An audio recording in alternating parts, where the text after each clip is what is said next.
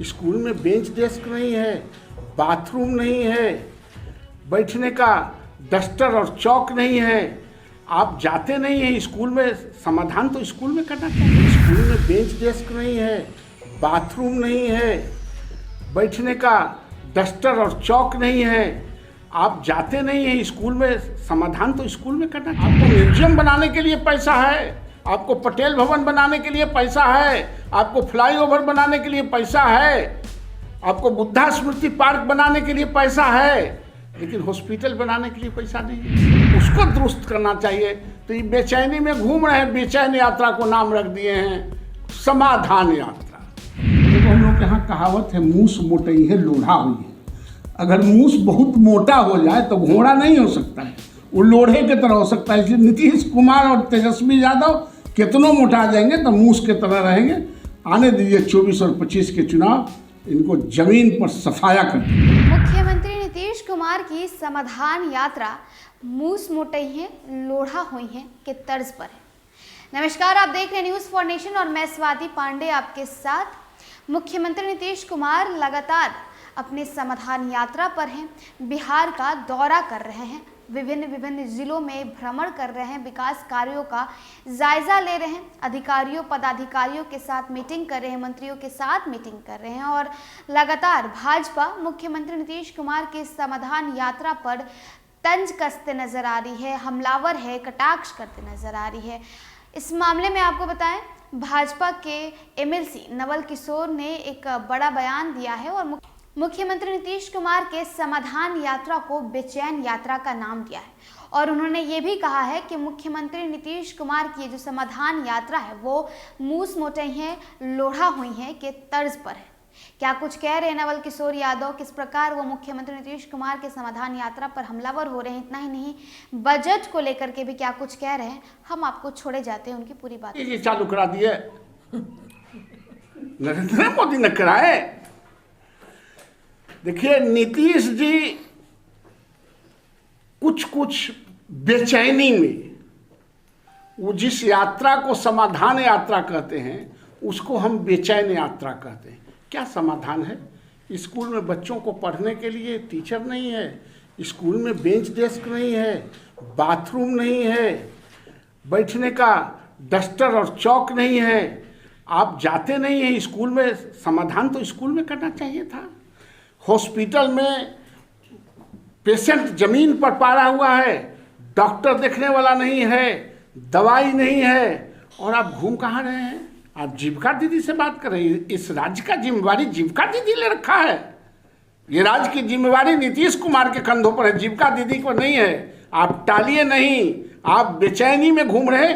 आपको समाधान निकालना है तो समाधान वाले लोगों से न मिलिएगा कि आप जीविका दीदी से मिलिएगा और जो चापलूस आपके अधिकारी है उसके अंदर में रहिएगा। वही अधिकारी यहाँ भी रहेगा, वही अधिकारी वहाँ भी रहेगा और कहते हैं हम समाधान निकाल रहे हैं। समाधान तो तब निकलेगा जब जहाँ प्रॉब्लम है आप जाइएगा। आप प्रॉब्लम की जगह पर तो जाते नहीं हैं। आज इस राज्य में सबसे बड़ा प्रॉब्लम शिक्षा और चिकित्सा है, जिसको सारे लोगों ने इग्नोर कर रखा है। आज आपसे हमसे ज़्यादा जानते, स्कूलों में कहीं बाथरूम है? साइकिल आप बांट सकते हैं दिखाने के लिए, लेकिन बच्चों को बैठने के लिए इस 70 साल आज़ादी के बाद भी ज़मीन पर बैठता है और इस राज्य के सरकार को शर्म नहीं आती है। हम ज़मीन से 1.5 फीट ऊंचा भी नहीं बैठा सकते इन बच्चों को, आवाम के बच्चों को।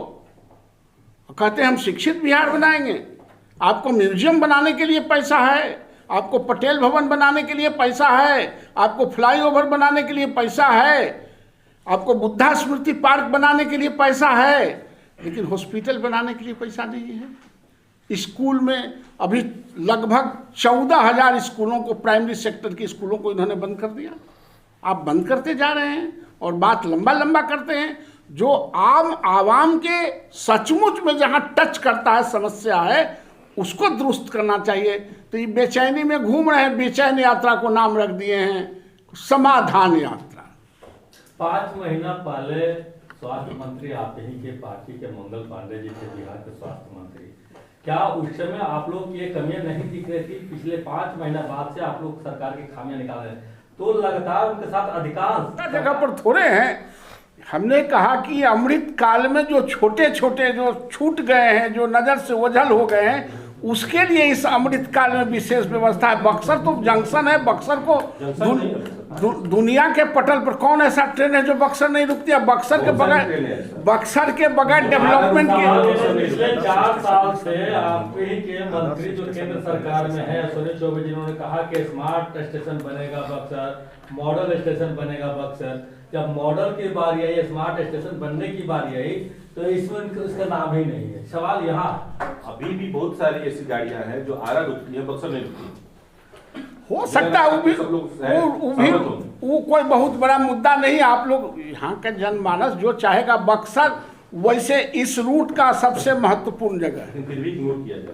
नहीं, इग्नोर तो बक्सर को तो कोई इग्नोर कर ही नहीं सकता। धार्मिक स्थल भी है, टूरिस्ट स्थल भी है, बक्सर को कोई इग्नोर, और खास करके भारतीय जनता पार्टी की सरकार इग्नोर नहीं कर सकती, इसमें विश्वास तो रखती है। सर, इस बजट में जो आप लोग पहले कहा करते थे कि 2 करोड़ युवाओं को रोजगार मिलेगी, तो रोजगार को लेकर के आप लोगों ने चर्चा नहीं किया है कि आप अपने 8 साल के कार्यकाल में कितने युवाओं को रोजगार दिए हैं, कितने लोग बेरोजगार चाहते हैं? अच्छा, ये किसानों के लिए जो फैसिलिटीज दिया गया है उसमें रोजगार नहीं मिलेगा। ये जो 6,000 करोड़ रुपया जो दिया गया है ये मछली पकड़ने वाले को, उसका वो नौजवान नहीं है, उसको रोजगार नहीं मिलेगा 6,000 करोड़ रुपया में। आप कह रहे हैं कि मछली पकड़िए, खेती करिए, तो ये कहीं लिखल है कि अनपढ़ ही मछली पकड़ेगा, अनपढ़ ही खेती करेगा, अनपढ़ ही गाय दूहेगा? ऐसा कहीं है क्या संविधान में? रोजगार का मतलब आप पढ़िए, आप थोड़ा आगे बढ़ाइए। इंजीनियर का मतलब कमीशन कमाना नहीं होता। इंजीनियर का मतलब होता है कि समंदर में भी, समतल पर तो कोई घर बनाता है, समंदर में भी घर बनाने का इन्वेंशन कीजिए। तो पढ़ा लिखा आदमी कैरी करके इन्वेंशन करता है, बढ़ाता है। और जब तक पढ़ा लिखा नौजवान नहीं बढ़ाएगा तो ट्रेडिशनल लोग नहीं बढ़ा सकते। वो आंकड़े जो आप लोग कह रहे थे कि हम लोग बताएंगे 23 तक ये करेंगे, 2 करोड़ लोगों को नौकरी देंगे, तो आपके पास वो डाटा है कि कितने लोगों का आपने अब तक रोजगार दिया? भेजवा देंगे, वो भी आ जाएगा, भिजवा देंगे। नौकरी का मतलब सरकारी नौकरी से है? नहीं, सरकारी नौकरी नहीं, रोजगार की बात होती है। रोजगार के बाद सरकारी नौकरी में क्या है? देखिए, सरकारी नौकरी इस देश में अधिक से अधिक कितना हो सकता है? 20 से 25%। तो आप 140 करोड़ और 30 करोड़ का कितना होगा? 20% और 15%। तो देश सिर्फ नौकरी से नहीं चलता है, रोजगार से चलता है। और पेइंग कैपेसिटी है कि नहीं सोसाइटी के पास, हमको रोकने के लिए यही उनकी हैसियत रह गई है। वो अपने लिए नहीं सोच रहे, हमको रोकने के लिए सोच। देखो, हम लोग के यहाँ कहावत है, मूस मोटई है लोढ़ा हुई है। अगर मूस बहुत मोटा हो जाए तो घोड़ा नहीं हो सकता है, वो लोढ़े की तरह हो सकता है। इसलिए नीतीश कुमार और तेजस्वी यादव कितनों मोटा जाएंगे तो मूस की तरह रहेंगे। आने दीजिए 24 और 25 के चुनाव, इनको जमीन पर सफाया कर देंगे।